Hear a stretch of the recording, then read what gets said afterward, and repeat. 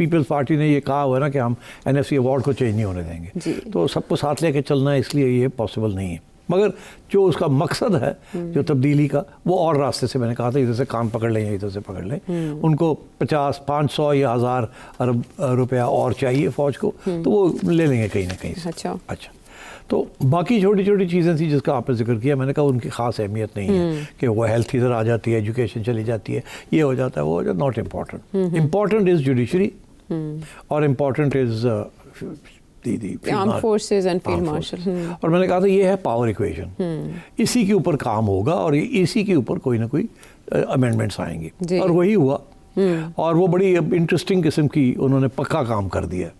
अगर आप चाहें तो we can go over all the amendments. I am sure लोगों ने सुन भी ली होंगी, पढ़ भी ली होंगी, मगर चले, अगर टाइम तो है आज, आपका तबसरा उस पर जरूरी उसका एक बाद मैं आपको बताऊंगा लुब्बे लबाब की क्या निकलेगा। हाँ, क्या निकलेगा। मैं आपको लेटेस्ट जो खबर है जो अभी आप ही ने मुझे दी है वो मैं फिर डिस्कस करते हैं कि इसके अंदर एक नया ड्रामा ना हो जाए आखिरी वक्त पे। आखिर में हम थोड़ा सा सस्पेंस क्रिएट करते हैं। अच्छा, अब ये है कि क्या है इसमें, एक तो फेडरल कॉन्स्टिट्यूशनल कोर्ट जी वो बन जाएगा, ठीक है जी, और उसका ताल्लुक सुप्रीम कोर्ट से नहीं होगा। दूसरा ये कि सुप्रीम कोर्ट का नाम सुप्रीम कोर्ट ऑफ पाकिस्तान से हट के सुप्रीम कोर्ट रह जाएगा। ठीक है, ठीक। तीसरा ये है कि ये फेडरल कॉन्स्टिट्यूशनल कोर्ट जो है ये इस्लामाबाद में होगा। 3 साल का टेन्योर होगा जो चीफ जस्टिस होंगे फेडरल कॉन्स्टिट्यूशनल कोर्ट के, ठीक, और 68 ईयर्स के ऊपर ये रिटायर करेंगे।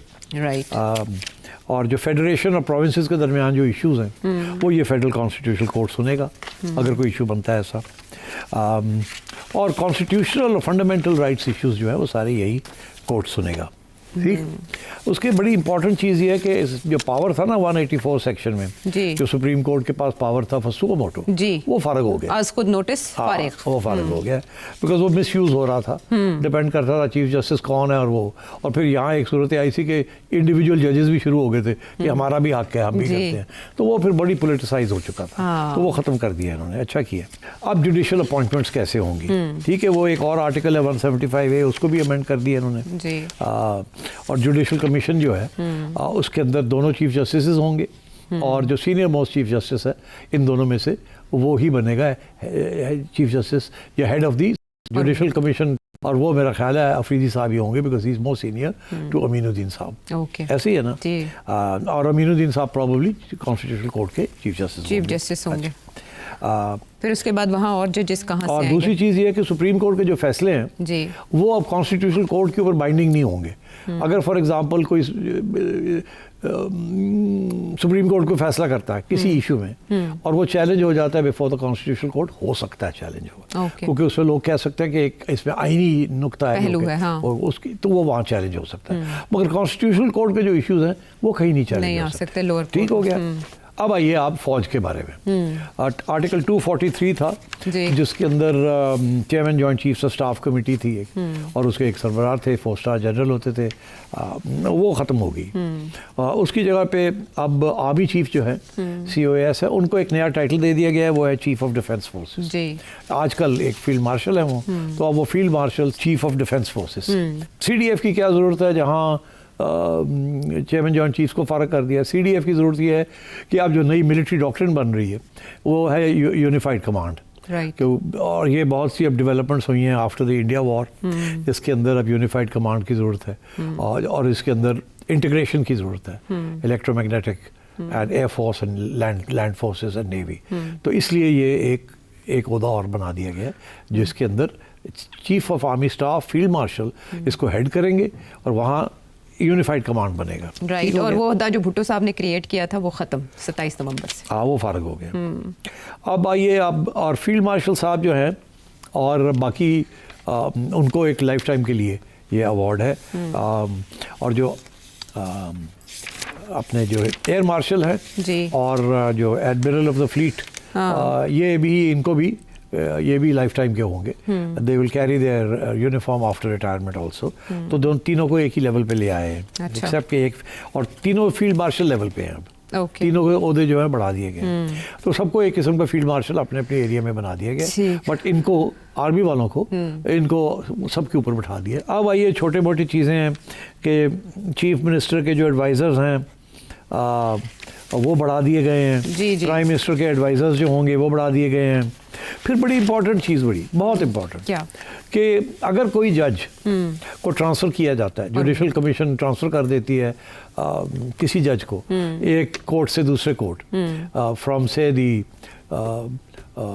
Supreme court to the constitutional court, या लाहौर हाई कोर्ट के अंदर इधर से उधर, उधर से इधर किया, या उधर से इधर जज ले आए उधर ले, और वो ऑर्डर ओबे करने पड़ेंगे। पहले ये था कि पूछना पड़ता था कि आप अग्री करते हैं, जाएंगे या नहीं, कंसेंट लेनी पड़ती। अब ये है कि नहीं ऑर्डर आ गया, चलो जी स्टार्ट मार्चिंग, नहीं मानते आउट, आप रिटायर हो गए, फारग हो गए। सर्विस की वजह से आपका तयन होगा कि आपको पेंशन मिलेगी या नहीं, और सर्विस की वजह से from the day you are appointed, तो वहाँ से आपकी सीनियरिटी काउंट होगी।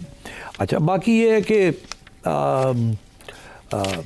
यही मोटी बातें हैं। तो अब लुब लबाब इसका ये है आयशा कि जिस मामले पे जहाँ से रेजिस्टेंस आ रही थी वहाँ से अब वो मतलब है कि जुडिशल कमीशन के हाथ सब कुछ आ गया और कॉन्स्टिट्यूशनल कोर्ट के अंदर आ गया। बाकी सुप्रीम कोर्ट जो मर्जी फैसले करे, तुम्हारे मेरे दरमियान लड़ाई झगड़े होते हैं, प्रॉपर्टी के इश्यू होते हैं, कोई भी होता है, वो करते रहे, जब गवर्नमेंट को इस पर तकलीफ नहीं होती। और अगर कहीं छोटी मोटी तकलीफ होगी भी तो गवर्नमेंट सहारा लेगी कॉन्स्टिट्यूशनल कोर्ट का कि इसमें कॉन्स्टिट्यूशनल इशू भी है, तो वहाँ चली जाएगी और वहाँ उनके पास मेजॉरिटी है और वो अपना काम कर लेंगे। पहले इंस्टेबिलिटी आती थी बिकॉज कॉन्स्टिट्यूशनल मैटर्स के ऊपर जुडिशरी को ऐसे फैसले कर देती थी जिसके साथ इंस्टेबिलिटी, सियासी तौर पे इंस्टेबिलिटी हो जाती थी, और वो पॉलिटिकल जजमेंट्स करार दी जाती थी। तो अब ये है कि जो भी पॉलिटिकल जजमेंट्स होंगी they will all be in favour of the executive. ठीक होगी, तो वो अब नहीं होगी। ठीक पहले थी ना, जब एग्जीक्यूटिव के खिलाफ जाते थे या एस्टैब्लिशमेंट के खिलाफ जाते थे तो इंस्टेबिलिटी हो जाती थी। अब वो नहीं होगी, अब वो जो है वही है, अल्लाह का खैर। ठीक, तो एक तो ये हो गया, प्राइम मिनिस्टर या प्रेसिडेंट जो हैं वो अब फील्ड मार्शल साहब, ये सब लोग जो हैं इनको नहीं निकाल सकते, और टाइटल भी वापस नहीं लिया जा सकता सिवाय पार्लियामेंट लिया जा सकता। वो रिटायरमेंट के बाद भी रहेंगे फील्ड मार्शल ताहयात। तो ये अब आर्टिकल 47 से क्या मुराद है कि उनके खिलाफ कार्रवाई नहीं की जा सकेगी? अच्छा, वो बड़ा इंटरेस्टिंग है, वो कार्रवाई इनके खिलाफ नहीं हो सकती मगर हो भी सकती है। वो कैसे होगी? उन्होंने कहा जी जो प्रेसिडेंट खिलाफ जैसे कार्रवाई होती है ना, अगर उनको निकालना हो, प्रेसिडेंट को इम्पीच करना हो, निकालना हो, फॉरन सम चार्ज हो दिया था, जैसे कि मुशर्रफ साहब को निकाला था जब ये नून लीग और पीपल्स पार्टी इकट्ठे हो गए थे और धमकी दी थी इम्पीचमेंट की, तो वही प्रोसीजर फॉलो करना पड़ेगा। वो प्रोसीजर क्या है? वो ये है कि पहले तो किसी एक घर में, सेनेट में या नेशनल असेंबली में एक रेजोल्यूशन पास करना होगा बाय 51% ऑफ दी वोट, सादा अक्सरियत। उसके साथ एक रेजोल्यूशन होगा कि हम आयशा को निकालना चाहते हैं। ठीक है, ठीक। उसके बाद ये होगा कि वो स्पीकर साहब के पास जाएगा। स्पीकर साहब कहेंगे अच्छा ठीक है, ये तो आ गया पहला कदम। अगला कदम ये है कि दोनों घरों को बुलाना पड़ेगा और उन दोनों घरों के अंदर 2/3 मेजॉरिटी लेनी पड़ेगी आपको। ओके, फिर जाके आप इम्पीच होंगे। अच्छा, वो जो चार्ज लगेगा ना, पहले तो पहला स्टेप कदम यह है कि पहले मेजॉरिटी मिलती भी है रेजोल्यूशन के लिए कि नहीं, तो उस स्टेज पे ही रोका जा सकता है, या नहीं मिलती। अगर मिल जाती है तो फिर दोनों घरों को इकट्ठा करके 2/3 मेजॉरिटी लेनी पड़ेगी। तो दैट इज़ नॉट ईजी, ठीक, क्योंकि के पास बहुत से पार्स होते हैं कि ये 2/3 मेजॉरिटी जो है इधर उधर हो जाए जी। तो ये पक्का हो गया काम। अच्छा, अब जैसे प्रेसिडेंट साहब का पक्का है, ये भी पक्का हो गया।